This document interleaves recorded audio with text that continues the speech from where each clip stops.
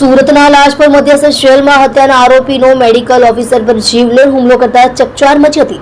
આરોપીને સિવિલમાં દાખલ થવું હતું, રિફર કરવાનું કહેતા માર માર્યો હતો। લાજપોર જેલમાં મેડિકલ ઓફિસર પર હત્યાના આરોપીએ હુમલો કરી દીધો હતો।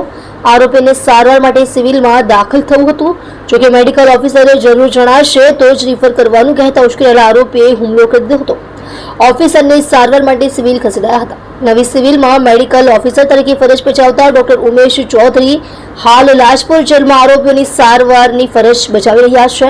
શનિવારે તેઓ લાજપોર જેલમાં પોતાની ફરજ પર હાજર હતા, ત્યારે હત્યાના ગુનાના કેદમાં દીપ નામનો એક આરોપી તેમની પાસે સારવાર માટે ગયો હતો। પોતાને ખાંસી આવતી હોવાનું જણાવી આરોપીએ સિવિલમાં સારવાર માટે રિફર કરવા ડોક્ટર ઉમેશ ચૌધરીને કહ્યું હતું।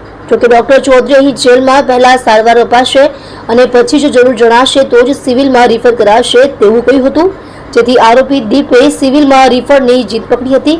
જોકે તબીબે રિફરનો ઇનકાર કરી દેતા આરોપી દીપ ઉશ્કેરાઈ ગયો હતો અને તબીબ પર હુમલો કરી દીધો હતો। આરોપીએ ડોક્ટર ઉમેશને કાન પર, ગાલ પર તેમજ ગળાના ભાગે તમાચા મારી દીધા હતા।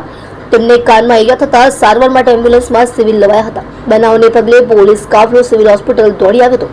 ઇજાગ્રસ્ત મેડિકલ ઓફિસર ઉમેશ ચૌધરીએ જણાવ્યું હતું કે આરોપી હત્યાના ગુનામાં જેલની અંદર કેદ છે, તેમજ તેનું નામ દીપ છે। હું આરોપી વિશે વધારે કંઈ નથી જાણતો, પરંતુ હું તેની સામે ગુનો નોંધાવીશ। હાલમાં મારા ડાબા કાનમાં વધારે ઈજા થઈ છે, જેથી હું સારવાર માટે હોસ્પિટલ ખાતે આવ્યો છું। ડોક્ટર ઉમેશ ચૌધરી પર હુમલો કરનાર આરોપી દીપ રવિન્દ્રભાઈ પટેલ, રહેવાસી 342 ઇન્દિરાનગર, આઝાદનગર, ભટાર, સુરત, જે હાલ લાજપોર જેલ ખાતે છે। ખટોદરા પોલીસ સ્ટેશનના વર્ષ 2023ના આઈપીસી કલમ 302 મર્ડરના ગુનાનો આરોપી છે।